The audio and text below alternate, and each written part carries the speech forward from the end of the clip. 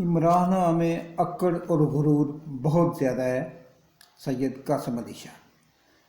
موروثی سیاست چیچک کی طرح ہوتی ہے۔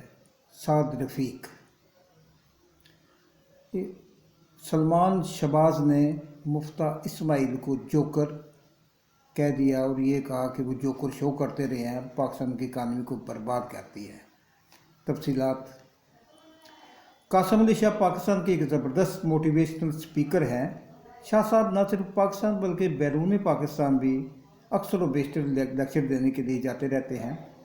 رائٹر بہت اچھے ہیں، کئی کتابوں کے مصنف ہیں، کئی کتابیں انہوں نے لکھی ہوئی ہیں۔ انسانی نفسیات کا گہرا تجربہ رکھتے ہیں۔ ان میں سب سے بڑی خوبی یہ ہے کہ وہ ایک اعلیٰ درجے کے سپیکر ہیں۔ جب کسی موضوع پر بولتے ہیں تو اس قدر بھرپور انداز سے بولتے ہیں کہ موضوع کا کوئی پہلو تشنا نہیں رہ جاتا۔ بہرحال انسان بھولن آ رہا ہے، بھول جاتا ہے، بعض اوقات بولتے بولتے ایسے الفاظ بھی بول جاتا ہے جس پر کہ اسے بعد میں شرمندگی ہوتی ہے اور پچھتانا پڑتا ہے، اور ایسا ہی اس نایاب موٹیویشنل سپیکر کے ساتھ ہوا۔ قاسم علی شاہ نے کیا ایسی بات کہہ دی کہ جس کی وجہ سے انہیں اپنے ہی چینل میں رد و بدل کر کے اپنے بیان میں تو اسے اپ ڈیٹ کرنا پڑ گیا۔ چند دن پہلے انہوں نے بڑی کوشش کر کے اور کئی دوستوں کی مدد اور سفارش کروا کر عمران خان سے انٹرویو کا وقت مانگا، جو کہ کچھ رد و قد کے بعد انہیں دے دیا گیا۔ عمران خان سے انٹرویو کے بعد انہوں نے شہباز شریف سے انٹرویو کیا اور اس کے بعد پرویز الہی صاحب سے انٹرویو کیا۔ ان اہم شخصیات سے انٹرویو کرنے کے بعد یقیناً موٹیویشنل سپیکر کے علاوہ ایک دوسرا پہلو جسے ہم اینکر پرسن بھی کہہ سکتے ہیں یا سیاست میں بھی آنے کا کچھ اندیا کہہ سکتے ہیں، تو اس طرح ان میں ایک دوسرا پہلو یعنی کہ نیوز ٹائپ یا اینکر پرسن کا نظر آیا۔ اس کے بعد ایک چینل پر انہوں نے ایک بیان میں کہا کہ اپنا اسی روانی میں کہہ گئے کہ عمران خان صاحب میں اکڑ اور غرور بہت زیادہ ہے، اور دوسری بات انہوں نے یہ کی کہ وہ آخرت کے فیصلے بھی اسی دنیا میں کرنا چاہتے ہیں۔ تو یہ دو جملے تھے جو قابل اعتراض بھی تھے، اور یقیناً اس کو اندازہ ہی نہیں تھا کہ عمران خان کے کتنے فالورز دنیا میں موجود ہیں، پاکستان میں نہیں پوری دنیا میں سے فالورز موجود ہیں، لیکن قاسم شاہ کو اس چیز کا پتہ نہیں تھا۔ اس کو پتہ اس وقت لگا جب ٹویٹر اور سوشل میڈیا پر اس کے خلاف ایک طوفان کھڑا ہو گیا۔ ساری دنیا سے اس کو ٹویٹس آنے شروع ہو گئی، میسیجز آنا شروع ہو گئے، اور اس کے خلاف ایک محاذ سا بن گیا۔ تو ان حالات میں اس نے پھر محسوس کیا کہ میں نے کچھ غلطی کر دی ہے، لہذا کیونکہ قاسم شاہ صاحب ان حالات کو ایکسپیکٹ ہی نہیں کر رہے تھے، وہ حیران و پریشان بھی ہوئے اور خوفزدہ بھی ہوئے۔ خوفزدہ بھی ہو گئے کہ کہیں ان کے فالورز ان پر تنقید تو کر رہے ہیں، ان کے خلاف کمنٹس میسیجز بھی بھیج رہے ہیں، تو یہ نہ ہو کہ وہ کہیں میرے خلاف ہو جائیں اور میرے فالورز مجھ سے ہٹنا شروع ہو جائیں، میری کیا نیت رہ جائے گی۔ لہذا انہوں نے ایک دم قاسم شاہ صاحب آسمان سے زمین پر آ گرے، انہوں کو حقیقت کا پتہ چل گیا اور فوراً چینل سے یہ حصہ ختم کر کے اسے اپ ڈیٹ کر دیا۔ دوسرا انہوں نے یہ کیا کہ انہوں نے عمران خان صاحب سے ان باتوں کی معافی مانگ لی۔ اس طرح شاہ صاحب کے خلاف ایک مخالفت کی آندھی تھی جو کہ آہستہ آہستہ تھمتی چلی گئی۔ دوسری خبر جو میں آپ کو دینا چاہتا ہوں وہ یہ ہے کہ سلمان شہباز نے اپنے ایک بیان میں ڈار صاحب اسحاق ڈار صاحب کی حمایت میں بولتے ہوئے انہوں نے کہا کہ گزشتہ 3 جو وزیر خزانہ تھے پاکستان میں، وہ تینوں کے تینوں جوکر تھے، اور لگتا ہے وہ ڈیوٹی نہیں کر رہے تھے بلکہ وہ جوکر شو کر رہے تھے۔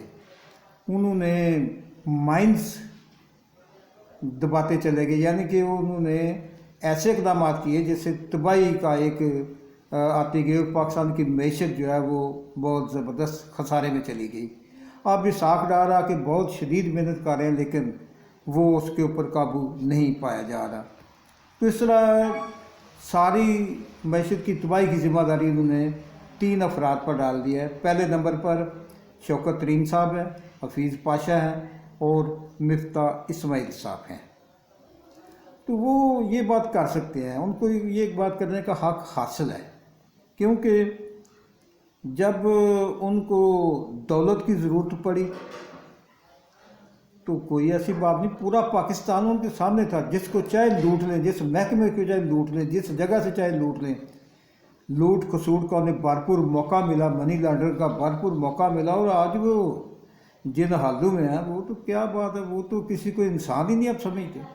پاکستان میں تو یہ لوگ حکومت کرنے آتے ہیں، شہرت کے لیے ان کا بڑا بزنس امپائر ہے، غلاموں کی ضرورت، پورا پاکستان ان کا غلام ہے، کوئی بندہ ان کے آگے سر نہیں اٹھا سکتا۔ رہائش کے لیے گندہ مندہ اور راشی ملک پاکستان ہی رہ گیا تھا۔ انہوں نے کہا میں پاکستان کو کیا سمجھتا ہوں، جناب لندن میں ایسی رہائش گیا کہ اس کو دیکھ کر آنکھیں پھٹ جاتی ہیں۔ لہذا خصوصاً مفتہ اسماعیل جیسا محنتی صاف ستھرا کام کو آدمی انہیں پھر جوکر ہی لگے گا، جیسی کہ صورتحال ہے۔